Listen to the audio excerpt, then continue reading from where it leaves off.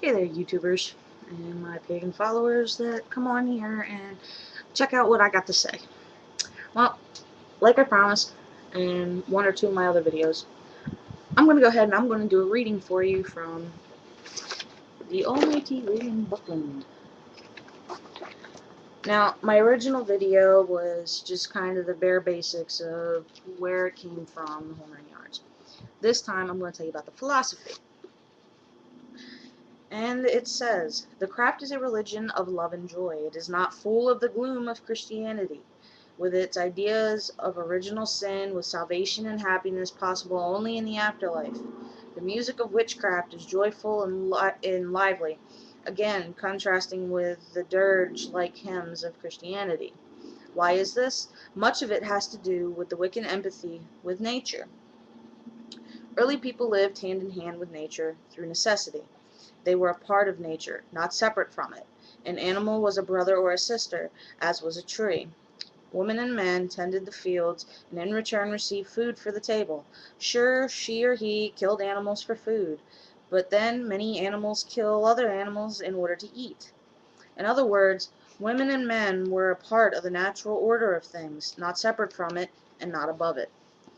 Modern men and women have lost much, if not all, of that closeness with nature. Civilization has cut them off, but not to the witch. Even today, in this mechanized, super sophisticated world, that this branch of nature, women and men, was created, the Wicca retain their ties with Mother Nature. In books such as Brett Bolton's The Secret Power of Plants, we are told of the incredible, extraordinary health reaction of plants to kindness, of how they feel and react to both good and evil, how they express love, fear, hate, something that might be borne in mind by vegetarians when they become overcritical of meat eaters, perhaps. This is no new discovery.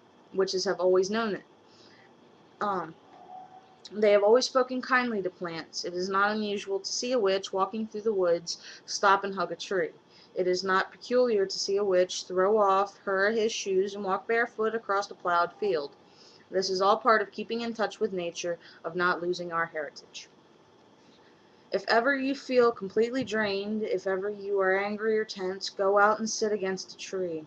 Choose a good solid tree, oak or pine are good, and sit down on the ground with your back straight, pressed up against the trunk. Close your eyes and relax. You will feel a gradual change come over you. Your tension, your anger, your tiredness will disappear. It will seem to drain out. It will seem to just drain out of you. Then, in its place, you will feel a growing warmth, a feeling of love and comfort. It comes from the tree. Accept it and be glad. Sit there until you feel completely whole again. Then, before leaving, stand with your arms about the tree and thank it. Take time to stop and appreciate all that is about you. Smell the earth, the trees, the leaves. Absorb their energies and send them yours. One of the contributing factors to our isolation from the rest of nature is the insulation of our shoes. Whenever you can, go barefoot. Make contact with the earth. Feel it. Absorb it. Show your respect and love for nature and live with nature. In the same way, live with other people. There are many whom you meet in the course of your life who could benefit from this encounter with you. Always be ready to help another in any way you can. Do not ignore anyone or look the other way when you know they need help. If you can give assistance, give it gladly. At the same time, do not seek to take charge of another's life. We all have to live our own lives. But if you are able to give help, to advise, to point the way, then do so. It will then be up to the other to decide how to proceed from there. The main tenet of witchcraft, the Wiccan read, is, "And it harm none, do what thou wilt." Do what you will, but do not do anything that will harm another. It is as simple as that. In April 1974, the Council of American Witches adopted a set of principles of Wiccan belief. Um, Some actually follow these, some don't, but I'm going to read them aloud to you. There are 13 of them, and I think this is a very good thing to listen to. 1. We practice rites to attune ourselves with the natural rhythm of life forces marked by the phases of the moon and the seasonal quarters and cross quarters. 2. We recognize that our intelligence gives us a unique responsibility towards our environment. We seek to live in harmony with nature and ecological balance, offering fulfillment to life and consciousness within an evolutionary concept. 3. We acknowledge a depth of power far greater than that apparent to the average person.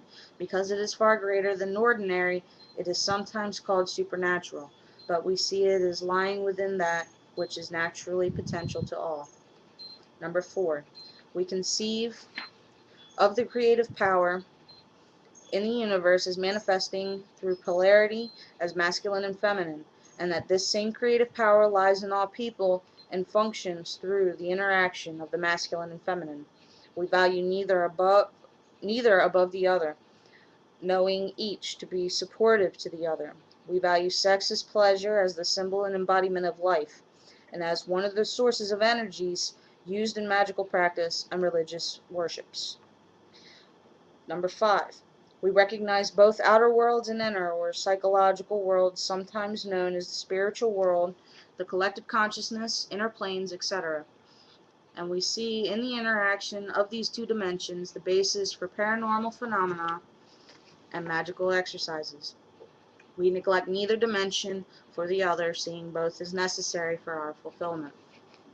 Number 6. We do not recognize any authoritarian hierarchy, but do honor those who teach, respect those who share their greater knowledge and wisdom, and acknowledge those who have courageously given of themselves in leadership. Number 7. We see religion, magic, and wisdom in living as being united in the way one views the world and lives within it. A worldview and philosophy of life that we identify as witchcraft, the Wiccan way. Calling oneself witch does not make a witch, but neither does hereditary itself, nor the collecting of titles, degrees, and initiations. A witch seeks to control the forces within herself or himself that make life possible in order to live wisely and well, without harm to others and in harmony with nature. Number 9. We believe in the affirmation and fulfillment of life and a continuation of evolution and development of consciousness, giving meaning to the universe we know and our personal role within it. Number 10. Our only animosity towards Christianity or towards any other religion or philosophy of life is to the extent that its institutions have claimed to be the only way and have sought to deny freedom to others and to suppress other ways of religious practice and belief. Number 11. As American witches, we are not threatened by debates on the history of the craft, the origins of various terms, the legitimacy of various aspects of different traditions. We are concerned with our present and our future. Number 12. We do not accept the concept of absolute evil, nor do we worship an entity known as Satan or the devil as defined by the Christian tradition. We do not seek power through the suffering of others, nor accept that personal benefit can be derived only by denial to another. And the last number 13. We believe that we should seek within nature that which is contributory to our health and well-being. Now, to my students and some of those who wish to participate in this little exercise, I want you to sit down and I want you to think about the 13 principles. What I'm going to do is I'm going to post a link on the side here so that you will be able to read them and ponder them on your own. But what I want you to do is I want you to sit down and I want you to contemplate, think all about these 13 principles that I just told you about, okay? What I just told you was basically the Wiccan philosophy in a generalization, and I know it was very brief, but you guys have to bear with me. But just go ahead and give it a shot, and if you have something to add to this, please feel free to leave a comment or make a video response. It will not be denied and it will not be ignored. Thank you, and I hope you all have an enjoyable evening. This is Lady SilverVixen signing out.